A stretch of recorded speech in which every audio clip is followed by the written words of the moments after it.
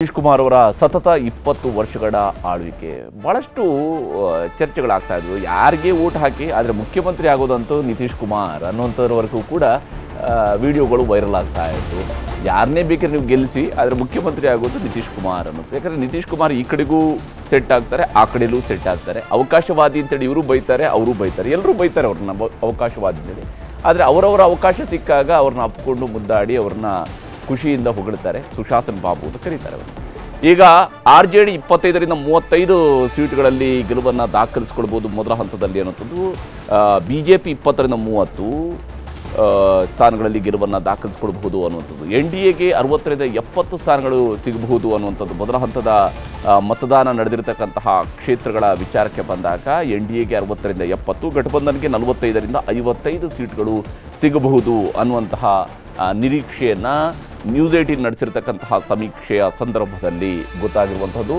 News 18ನ ಮೊದಲ ಹಂತದ ಕ್ಷೇತ್ರಗಳ ಸಮೀಕ್ಷೆ ಇದರಲ್ಲಿ NDA ಮುನ್ನಡೆಯನ್ನು ಸಾಧಿಸುತ್ತೆ ಅನ್ನುವಂಥದ್ದನ್ನು ಹೇಳ್ತಾ ಇದೆ. NDA 60ರಿಂದ 70 ಸ್ಥಾನಗಳಲ್ಲಿ ಗೆಲುವನ್ನು ದಾಖಲಿಸ್ಕೊಳ್ಬೋದು ಮತ್ತು ಮಹಾಗಠಬಂಧನ್ 45ರಿಂದ 55 ಸ್ಥಾನಗಳಲ್ಲಿ ಗೆಲುವನ್ನು ದಾಖಲಿಸ್ಕೊಳ್ಬೋದು ಅಂತೇಳಿ. ಅಂದರೆ RJD ಇಲ್ಲಿ ಒನ್ಸ್ ಅಗೇನ್ ಒಂದು ಸಾಲಿಡ್ ಫೋರ್ಸ್ ಆಗಿ ಎಮರ್ಜ್ ಆಗುತ್ತೆ. ಆದರೆ JDU ತುಂಬ ಚೆನ್ನಾಗಿ ಪರ್ಫಾರ್ಮ್ ಮಾಡ್ಬೋದು ಮೊದಲ ಹಂತದಲ್ಲಿ ಅನ್ನೋಂಥದ್ದನ್ನು. 35ರಿಂದ 45 ಸೀಟ್ಗಳವರೆಗೂ ಕೂಡ JDU ಗೆಲುವನ್ನು ದಾಖಲಿಸಿಕೊಳ್ಳುವಂತಹ ಸಾಧ್ಯತೆ ಇದೆ ಅನ್ನುವಂಥದ್ದನ್ನು ಹೇಳ್ತಾ ಇದೆ. 35ರಿಂದ 45 ಸೀಟ್ಗಳಲ್ಲಿ JDU, BJP 20ರಿಂದ 30 ಸೀಟ್ಗಳಲ್ಲಿ BJP ಗೆಲುವನ್ನು ದಾಖಲಿಸಿಕೊಳ್ಬೋದು ಅಂತೇಳಿ. 101 ಎರಡೂ ಪಕ್ಷಗಳು ಕೂಡ ಸಮಾನವಾಗಿ ಸೀಟ್ ಹಂಚಿಕೆಯನ್ನು ಮಾಡ್ಕೊಂಡಿರುವಂಥದ್ದು ಈ ಬಾರಿಯ ಚುನಾವಣೆಯಲ್ಲಿ. ಯಾಕೆಂದರೆ ಒಂದು ಕಾಲದಲ್ಲಿ ಅಂದರೆ 2005ರಲ್ಲಿ ಈ NDA ಮೈತ್ರಿಕೂಟ ಅಲ್ಲಿ ಚುನಾವಣೆಗೆ ಹೋದಾಗ JDU ಬಿಗ್ ಬ್ರದರ್ನ ಸ್ಥಾನದಲ್ಲಿತ್ತು. ನಂತರದ ಹಂತವಾಗಿ BJP ತನಗೆ ಸಿಕ್ಕಿದಂತಹ ಸೀಟ್ಗಳಲ್ಲಿ BJP ಸ್ಟ್ರೈಕ್ ರೇಟ್ ಬಹಳ ದೊಡ್ಡದಾಗಿರ್ತಿತ್ತು. ಯಾಕಂದರೆ ಗೆಲುವಿನ ಸರಾಸರಿ ಬಹಳ ದೊಡ್ಡದಾಗಿ ದಾಖಲಿಸಿಕೊಂಡಿತ್ತು. ಆ ಸಂದರ್ಭದಲ್ಲಿ 2005ರಿಂದ 2005 ಮತ್ತು 2010 ಚುನಾವಣೆಗಳ ಸಂದರ್ಭದಲ್ಲಿ ಅನಂತಕುಮಾರ್ ಅವರು ಬಿಹಾರದಲ್ಲಿ ಚುನಾವಣಾ ಉಸ್ತುವಾರಿಯಾಗಿ ಕೂಡ ಕೆಲಸ ಮಾಡಿದರು. BJPಯ ಉಸ್ತುವಾರಿಯಾಗಿದ್ದರು. ಆ ಸಂದರ್ಭದಲ್ಲಿ ಅವರು ಆ ಚುನಾವಣೆಯ ಮೈತ್ರಿಯ ನೇತೃತ್ವವನ್ನು ದಿವಂಗತ ಅನಂತಕುಮಾರ್ ಅವರು, ಕರ್ನಾಟಕದವರಾಗಿರುವಂತಹ ದಿವಂಗತ ಅನಂತಕುಮಾರ್ ಅವರು ವಹಿಸ್ಕೊಡ್ತಾ ಇದ್ದರು. ಆ ಹಂತದಿಂದಲೂ ಕೂಡ ಹಂತವಾಗಿ BJP ತನ್ನ ಪ್ರಾಬಲ್ಯವನ್ನು ವೃದ್ಧಿಸ್ತಾ ಬಂದು ಈಗ BJP ಮತ್ತು JDU ಎರಡು ಕೂಡ ಸಮಾಂತರವಾಗಿ ಚುನಾವಣೆಯಲ್ಲಿ ಸ್ಪರ್ಧಿಸ್ತಾ ಇದ್ದಾವೆ. ಅದರಲ್ಲಿ ವಿಶೇಷವಾಗಿ 2015ರಲ್ಲಿ ಈ ಮೈತ್ರಿಕೂಟ ಮುರಿದು ಹೋಗಿ ಎಲೆಕ್ಷನ್ಗೆ ಹೋದ ಕಾರಣದಿಂದಾಗಿ BJPಗೆ ಹೆಚ್ಚಿನ ಸ್ಥಾನಗಳಲ್ಲಿ ಸ್ಪರ್ಧಿಸುವಂಥ ಅವಕಾಶವೂ ಕೂಡ ಅದು ಮಾಡಿಕೊಡ್ತು. ಅದು BJPಗೆ ಮಾಡಿಕೊಟ್ಟಂಥ ಬಹಳ ದೊಡ್ಡ ಅನುಕೂಲ JDU ಏನು ಮಾಡಿಕೊಟ್ಟಿದೆ ಅಂತ ಹೇಳಿದ್ರೆ 2015ರಲ್ಲಿ ಅದು NDA ಮೈತ್ರಿಕೂಟವನ್ನು ಒಡೆದು ಅದು ಮಹಾಗಠಬಂಧನ್ನ ಜೊತೆಗೆ ಸೇರಿಕೊಂಡು ಚುನಾವಣೆಯನ್ನು ಸ್ಪರ್ಧಿಸಿರುವಂಥದ್ದು. ಇದು ಆ ರಾಜ್ಯದಲ್ಲಿ ಇರುವಂತಹ ರಾಜಕೀಯದ ಬೆಳವಣಿಗೆಗಳು. ಈಗಿನ ಮಾಹಿತಿಯ ಪ್ರಕಾರ ಮೊದಲ ಹಂತದಲ್ಲಿ NDA ಮುನ್ನಡೆಯನ್ನು ಸಾಧಿಸಬಹುದು. 60ರಿಂದ 70 ಸೀಟ್ಗಳಲ್ಲಿ NDA ಗೆಲುವನ್ನು ದಾಖಲಿಸಿಕೊಳ್ಬಹುದು ಮತ್ತು MGB ಮಹಾಗಠಬಂಧನ್ 45ರಿಂದ 55 ಸೀಟ್ಗಳಲ್ಲಿ ಗೆಲುವನ್ನು ದಾಖಲಿಸಿಕೊಳ್ಬಹುದು. ಆದರೆ ಒಂದು ಜಿದ್ದಾಜಿದ್ದಿನ ಪೈಪೋಟಿ ಇದೆ. ಯಾಕಂದರೆ ಕಳೆದ ಬಾರಿಯೂ ಕೂಡ ಬಹಳ ತುರುಸಿನ ಸ್ಪರ್ಧೆ ಆಗಿತ್ತಲ್ಲಿ. RJDಯಲ್ಲಿ ಸಿಂಗಲ್ ಲಾರ್ಜೆಸ್ಟ್ ಪಾರ್ಟಿಯಾಗಿ ಎಮರ್ಜ್ ಆಗಿತ್ತು. ಒಂದು ಸೀಟ್ ಕಡಿಮೆ BJPಗೆ ಬಂದಿತ್ತು. ಬಹಳ ಜಿದ್ದಾಜಿದ್ದಿನ ಫೈಟ್ ಇತ್ತು. ಕಳೆದ ಬಾರಿಯೂ ಕೂಡ ಕಾಂಗ್ರೆಸ್ನ ಕಾರಣ ಬಹಳ ಮುಖ್ಯ ಆಗಿತ್ತು MGBಯ ಸೋಲಿನಲ್ಲಿ. ಯಾಕಂದರೆ ಪಡ್ಕೊಂಡಿರ್ತಕ್ಕಂತಹ ಸೀಟ್ಗಳಲ್ಲಿ ಗೆಲುವಿನ ಸ್ಟ್ರೈಕ್ ರೇಟ್ಗೆ ಬಂದಾಗ ಬಹಳ ಕಡಿಮೆ ಇದ್ದಂಥದ್ದು ಕಾಂಗ್ರೆಸ್ನದ್ದಾಗಿತ್ತು. ಎಡಪಕ್ಷಗಳು ತಮಗೆ ಸಿಕ್ಕಿದಂತಹ ಸೀಟ್ಗಳಲ್ಲಿ ಬಹಳ ದೊಡ್ಡ ಮಟ್ಟದಲ್ಲಿ ಗೆಲುವನ್ನು ದಾಖಲಿಸಿಕೊಳ್ಳುವುದನ್ನು ಯಶಸ್ವಿಯಾಗಿದ್ದು ಮಹಾಗಠಬಂಧನ್ ಕಡೆಯಿಂದ.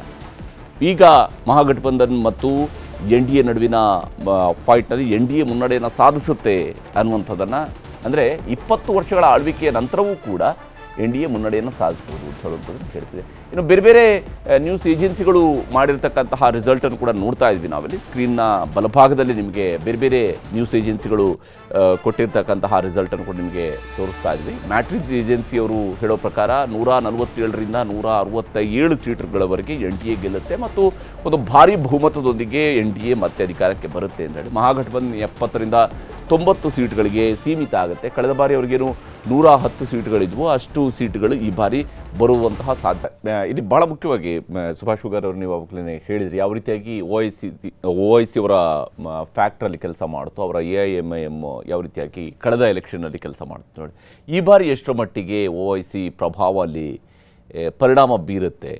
ಯಾಕಂದರೆ ಚಂಪಾರಣ ಜಿಲ್ಲೆಗಳಿರ್ಬೋದು, ಇತರೆ ಜಿಲ್ಲೆಗಳ ವಿಚಾರಗಳಿಗೆ ಬಂದಾಗ ಇಲ್ಲ, ಈ OIC ಫ್ಯಾಕ್ಟರು ಈ ಬಾರಿನೂ ಇರ್ತದೆ. ಆದರೆ ಕಂಪೇರ್ ಟು ಲಾಸ್ಟ್ ಎಲೆಕ್ಷನ್ ಭಾಳ ಕಡಿಮೆ ಈ ಸಲ OIC ಫ್ಯಾಕ್ಟ್ರಲ್ಲಿ ವರ್ಕ್ ಆಗ್ತಾ ಇಲ್ಲ. ಯಾಕಂದರೆ ಲಾಸ್ಟ್ ಟೈಮು OIC ಫ್ಯಾಕ್ಟ್ರಿನಿಂದಾಗಿ ಬಂದಂಥ ರಿಸಲ್ಟ್ ಬಗ್ಗೆ ಅಲ್ಲಿ ಆ ಒಂದು ವೋಟ್ ಸ್ಪ್ಲಿಟ್ ಆಗಿರೋದ್ರಿಂದಲೇ ಈ ರೀತಿ ರಿಸಲ್ಟ್ ಬಂತು ಅಂತ ಭಾಳಷ್ಟು ಜನಗಳಿಗೆ ಅನಿಸಿರೋದ್ರಿಂದ ಈ ಸಾರಿ OIC NDAದೊಳಗಡೆನೂ ಇಲ್ಲ, ಮಹಾಗಠಬಂಧನದಲ್ಲೂ ಇಲ್ಲ. OICಗೆ ವೋಟ್ ಹಾಕಿದರೆ ಅವರು MLA ಆಗ್ಬೋದು, ಆದರೆ ಸರ್ಕಾರದೊಳಗಡೆ ಅಂತೂ ಅವರು ಇರೋದಿಲ್ಲ ಅಂತ ಎಲ್ಲರಿಗೂ ಕೂಡ ಗೊತ್ತಿದೆ. ಆಮೇಲೆ ಲಾಸ್ಟ್ ಟೈಮು ಅವರಿಂದಾಗಿ ಆ ಒಂದು ಪಾರ್ಟಿಯ ವೋಟ್ಗಳು ಸ್ಪ್ಲಿಟ್ ಮಾಡಿದ್ರಿಂದಾಗಿ ಅಲ್ಲಿ NDA ಅಧಿಕಾರಕ್ಕೆ ಬಂತು ಅಂತ ಕೂಡ ಭಾಳ ಜನಗಳಿಗೆ ಗೊತ್ತಿದೆ. OIC ನ್ಯಾಚುರಲಿ ಹೋಗೋದಾದರೆ ಮಹಾಗಠಬಂಧನ್ ಜೊತೆಗೆ ಹೋಗ್ಬೋದಾದಂಥ ಒಂದು ಪಾರ್ಟಿ ಅದು. ಆದರೆ ಮಹಾಗಠಬಂಧನ್ ಜೊತೆಗೆ ಅವ್ರು ಸೇರ್ಕೊಳ್ಳಿಕ್ಕೆ ಪ್ರಯತ್ನ ಮಾಡಿದರೂ ಕೂಡ ಈ ಸಾರಿ ಅವರನ್ನು RJD ಕಾಂಗ್ರೆಸ್ಸು ಸೇರಿಸ್ಕೊಳ್ಳಿಲ್ಲ. ಅವರು ಹೋಗಿ ಕೇಳ್ಕೊಂಡ್ರು, ನಮ್ಮನ್ನು ಸೇರಿಸ್ಕೊಂಬಿಡಿ, ಒಂದು 5 ಸೀಟ್ ಕೊಡಿ ಅಂತ. ಆದರೆ ಅವ್ರನ್ನ ಸೇರಿಸ್ಕೊಳ್ಳಿಲ್ಲ. NDA ಜೊತೆಗಂತೂ ಅವರು ಓಪನ್ ಆಗಿ ಹೋಗಲ್ಲ. ಒಳಗಡೆ NDA ಜೊತೆಗೆ ಅವ್ರದ್ದು ಏನು ಸಂಬಂಧ ಇದೆಯೋ ಅದು ಭಾಳಷ್ಟು ಚರ್ಚೆ ಇದೆ, ಅದು secondary. But on record open ಆಗಿ ಅವರು NDA ಜೊತೆಗೆ ಹೋಗಲ್ಲ. ಆ ಕಾರಣದಿಂದ ಆಗಿ ಈ ಸರಿ OIC ಫ್ಯಾಕ್ಟರ್ ಆ ಸೀಮಾಂಚಲದ ಪ್ರದೇಶದೊಳಗಡೆ ಕಳೆದ ಚುನಾವಣೆ ಒಳಗಡೆ ಇದ್ದಷ್ಟು ಇಲ್ಲ, ಬಹಳ ಕಡಿಮೆ, ಗಣನೀಯವಾಗಿ ಕಡಿಮೆ ಆಗಿದೆ ಅನ್ನೋ ಒಂದು ಮಾಹಿತಿ ಅಲ್ಲಿಂದ ಬರ್ತಾ ಇದೆ. OIC ಫ್ಯಾಕ್ಟ್ರಿ ಇಲ್ಲ, ಆದರೆ ಪ್ರಶಾಂತ್ ಕಿಶೋರ್ ಫ್ಯಾಕ್ಟ್ರಿ ಈ ಸಾರಿ ಅಲ್ಲಿದೆ. ಆದರೆ ಎಷ್ಟರ ಮಟ್ಟಿಗೆ ಇದೆ ಅನ್ನೋದನ್ನು ನೋಡಬೇಕು. ಯಾಕಂದರೆ ಪ್ರಶಾಂತ್ ಕಿಶೋರ್ ಕೂಡ ಈ ಮುಸ್ಲಿಂ ಬಾಹುಳ್ಯ ಇರುವಂಥ 24 ಸೀಟ್ಗಳೇನಿದ್ದಾವೆ ಅಲ್ಲಿ ಭಾಳಷ್ಟು ಮುಸ್ಲಿಂ ಕ್ಯಾಂಡಿಡೇಟ್ಗಳು ಟಿಕೆಟ್ ಕೊಟ್ಟಿದ್ದಾರೆ. ಅವರು ಕೂಡ ಕೆಲವು ಪರ್ಸೆಂಟೇಜು ವೋಟ್ಗಳನ್ನು ತೊಗೊಳ್ಬೋದು. ಯಾಕಂದರೆ ಯಾರಿಗೆ NDAನೂ ಬೇಡ, ಮಹಾಗಠಬಂಧನ್ನೂ ಬೇಡ ಅನ್ನುವ ಒಂದು ವೋಟರ್ಸ್ ಇರ್ತಾರಲ್ಲ, ಅವ್ರಿಗೆ ಒಂದು 3ನೇ ಆಪ್ಷನ್ ರೀತಿ ಒಳಗಡೆ ಪ್ರಶಾಂತ್ ಕಿಶೋರ್ ಕಾಣ್ತಾ ಇದ್ದಾರೆ. ಆ ಮತದಾರರು ಏನಾದರೂ ಪ್ರಶಾಂತ್ ಕಿಶೋರ್ ಕಡೆ ಹೋದರೆ ಅದು ಮುಸ್ಲಿಂ ಬಾಹುಳ್ಯ ಇರುವಂಥ ವೋಟರ್ಸು, ಮುಸ್ಲಿಂ ಕ್ಯಾಂಡಿಡೇಟ್ ಇರೋಲ್ಲಿ ಮುಸ್ಲಿಂ ವೋಟರ್ಸು ಪ್ರಶಾಂತ್ ಕಿಶೋರ್ ಕಡೆ ಹೋದರೆ ಅದರಿಂದ ಮಹಾಗಠಬಂಧನ್ಗೆ ನಷ್ಟ ಆಗುತ್ತೆ. ಆದರೆ ಪ್ರಶಾಂತ್ ಕಿಶೋರ್ ಕೇವಲ ಮಹಾಗಠಬಂಧನ್ಗೆ ಮಾತ್ರ ನಷ್ಟ ಮಾಡಲ್ಲ, NDAಗೂ ಕೂಡ ನಷ್ಟ ಮಾಡ್ತಾರೆ. ಮಾತಾಡ್ತೀನಿ, ಅದರ ಬಗ್ಗೆ ಮಾತಾಡ್ತೀನಿ ನಾನು. ಇದು 2ನೇ ಹಂತದಲ್ಲಿ ಯಾವ ರೀತಿಯಾದಂತಹ ರಿಸಲ್ಟ್ ಬಂದಿದೆ ಅನ್ನೋದನ್ನು ಕೂಡ ನಾನು ನಿಮಗೆ ತೋರಿಸ್ತೀನಿ. 2ನೇ ಹಂತದಲ್ಲಿ ಮ್ಯಾಜಿಕ್ ಯಾರದ್ದು? ಯಾಕಂದರೆ ನಾವು ಮೊದಲ ಹಂತದ ರಿಸಲ್ಟನ್ನು ನಿಮಗೆ ತೋರಿಸಿದ್ವಿ. ಅದರಲ್ಲಿ ಭಾಳ ಪ್ರಮುಖವಾಗಿ JDU ಮತ್ತು BJP ಗಠಬಂಧನ್ ಏನು NDA ಇದೆ, NDA 60ರಿಂದ 70 ಸೀಟ್ಗಳನ್ನು ಗೆಲ್ಲಬಹುದು ಮೊದಲ ಹಂತದ ಚುನಾವಣೆಯಲ್ಲಿ ಅನ್ನೋದು. ಆದರೆ 2ನೇ ಹಂತದಲ್ಲಿ ಏನಾಗುತ್ತೆ? ನಿಜಕ್ಕೂ NDA ಅದೇ ರೀತಿಯಾದಂತಹ ಮುನ್ನಡೆಯನ್ನು ಉಳಿಸ್ಕೊಳ್ಳುವಂತಹ ಸಾಧ್ಯತೆ ಇದೆಯಾ, ಅಥವಾ ಮಹಾಗಠಬಂಧನ್ ಹೆಚ್ಚು ಸ್ಥಾನಗಳಲ್ಲಿ ಗೆಲ್ಲುವಂಥದ್ದಕ್ಕೆ ಏನಾದರೂ ಅವಕಾಶಗಳು ಸಿಗಬಹುದಾ ಅನ್ನೋದರ ಬಗ್ಗೆ ಸ್ವಲ್ಪ ಹೊತ್ತಿನಲ್ಲಿ ಅದರ ಬಗ್ಗಿನ ರಿಸಲ್ಟನ್ನು ಕೂಡ ನಿಮಗೆ ತೋರಿಸ್ತೀವಿ. 2ನೇ ಹಂತದಲ್ಲಿ ಮ್ಯಾಜಿಕ್ ಯಾರದ್ದು ಅನ್ನೋದ್ರ ಬಗ್ಗೆಗಿನ ವಿಚಾರದ ಬಗ್ಗೆ ಕೂಡ ಮಾಹಿತಿಯನ್ನು ನಿಮಗೆ ಶೇರ್ ಮಾಡಿಕೊಡ್ತೀವಿ. ಬಹಳ ಮುಖ್ಯವಾಗಿ 2ನೇ ಹಂತದ ರಿಸಲ್ಟ್ ಅದು ಪೂರ್ಣ 243 ಕ್ಷೇತ್ರಗಳಿಗೆ ಅನ್ವಯಿಸುತ್ತೆ. ಆವಾಗ 243 ಕ್ಷೇತ್ರಗಳಲ್ಲಿ ಯಾರು ಅಧಿಕಾರದ ಗದ್ದುಗೆಯನ್ನು ಹಿಡಿಯುವಂತಹ ಚಾನ್ಸಸ್ ಜಾಸ್ತಿ ಇದೆ ಅನ್ನೋದ್ರ ಬಗ್ಗಿನ ರಿಸಲ್ಟನ್ನು ನಿಮಗೆ ನ್ಯೂಸ್ 18 ಸಮೀಕ್ಷೆಯಲ್ಲಿ NDAಗೆ ಬಹುಮತ ಸಾಧ್ಯತೆ ಅನ್ನುವಂಥದ್ದು ಗೋಚರಿಸ್ತಾ ಇದೆ. NDAಗೆ 140ರಿಂದ 150 ಸೀಟ್ಗಳಲ್ಲಿ ಗೆಲ್ಲಬಹುದು. ಮಹಾಗಠಬಂಧನ್ಗೆ 2ನೇ ಹಂತದಲ್ಲೂ ಕೂಡ ಬಹಳ ದೊಡ್ಡದಾದಂತಹ ಗೇನ್ ಆಗಲಿಕ್ಕಿಲ್ಲ ಅನ್ನೋದು.